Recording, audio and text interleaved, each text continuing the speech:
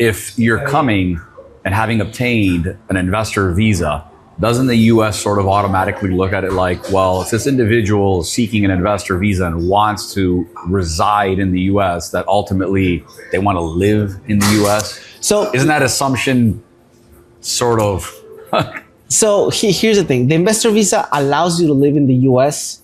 for that period of time. It's a 4 to 5 year visa most of the times. So the E2 visa lets you live in the U.S. It doesn't let you permanently immigrate to the U.S. Does that make sense? Okay. So yes, I want to open a business for 4, 10, 15 years, but eventually I'm going to go back to my country because that's where I want to live. That's what the E2 visa is. What the investor visa is. Are there ways to figure out to get a green card or permanent residence? Yes, there's ways, but the E2 visa by itself does not give you that opportunity. But okay, so you're an experienced immigration attorney. Tell me if this statement is correct. Most people seeking that investor visa, wouldn't the ultimate goal be to reside in the U.S.? Or like what percentage do you think actually just want to go fulfill their investment timeline and then go back to their country? Like, I would guess that most people are like, yeah, this is my segue into the U.S. You would think so. Stay. You would think so. I'll say 50% of my clients want to stay, 50% eventually go back. Okay. There's different reasons. First, culture. Culture is extremely, maybe not Canada, US have similar cultures, but other countries, when you enter the US, it's a completely different culture. It's a culture shock. Yeah. Some people can adapt, some cannot. So they don't like it and they leave. Other people see it as, look, I just want my kids to have a good education while I'm doing this. And after my kids are adults, they're going to go back to Mexico or to Canada because I'm done. That right? makes sense. So that makes sense. Depends on where you're from, depends on what your intention is, but I'll say about 50-50 people stay versus people go back, right? And that's the intention of the visa. The intention of the visa is you're going to invest for a few years, we're going to let you run your business, you're going to be successful, but eventually you're going to have to go back. And that's what the visa is for. I got it. Okay. Here's the $1 million question. Okay. Not to get all political, but I kind of am anyways, right? Okay.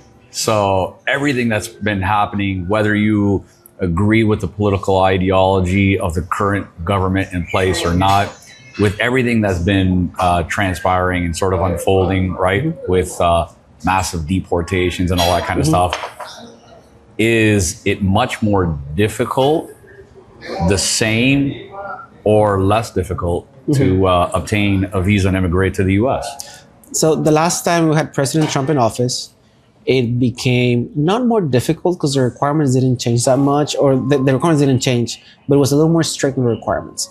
And it took longer to process a visa just because there was more background checks and more detailed reviewing when he was first president, what was it, 5 years ago, 6 years ago.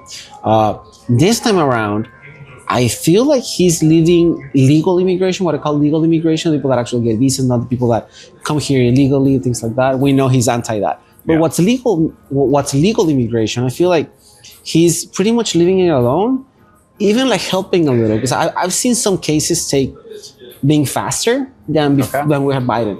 So hard to tell.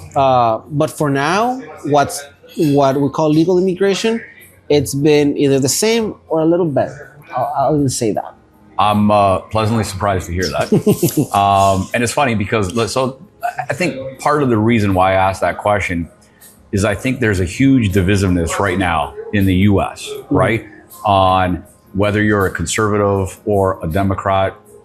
Me personally, my feeling is that both sides are wanting immigration. It's not like, again, this is my interpretation of it. I feel like the Democrats will look at the conservatives like, you don't like immigration, even though this country was founded on immigration and we have to fight for these people.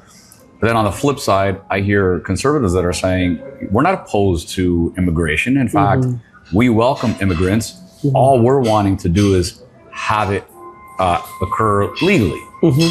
So to your point, it's not that the current administration is opposed to immigrants and wants to build this wall around the U.S. They just want to enforce legal immigration, and they still want to pave the path towards that, not make it any more, difficult. Yeah, at least that's my experience with the type of visas that I do. I understand that he might be doing things differently for asylums and other things in that nature. But for what's corporate immigration, isn't not that much different from the previous administration. Okay, that's good to know, because a lot of people listening to this are probably thinking, I've got to wait. I've got to wait till there's like a new administration. Yeah, no. But no, if you're ready to go and you want to invest in the U.S., now's as good a time as any exactly to take advantage of the opportunity. Yes, right? yes. Don't be afraid of President Trump just because you see all the things that he's doing with illegal immigration. What legal immigration is, he's not. He's pro legal immigration. Let's put it that way. If you're ready to invest, or you're ready to move to the U.S., or you want to do it the right way, right now is a good time to do it. Yeah. So the portrayal of anti-immigration through deportation, that really has nothing to do with legally doing it and applying for visas. So I'm glad that you clarified that, because I know a lot of people that are thinking, I have to wait. Yeah. I have to wait because this administration is like so anti-immigration, and I've always felt, I'm like, I don't know if that's really necessarily the the truth, right?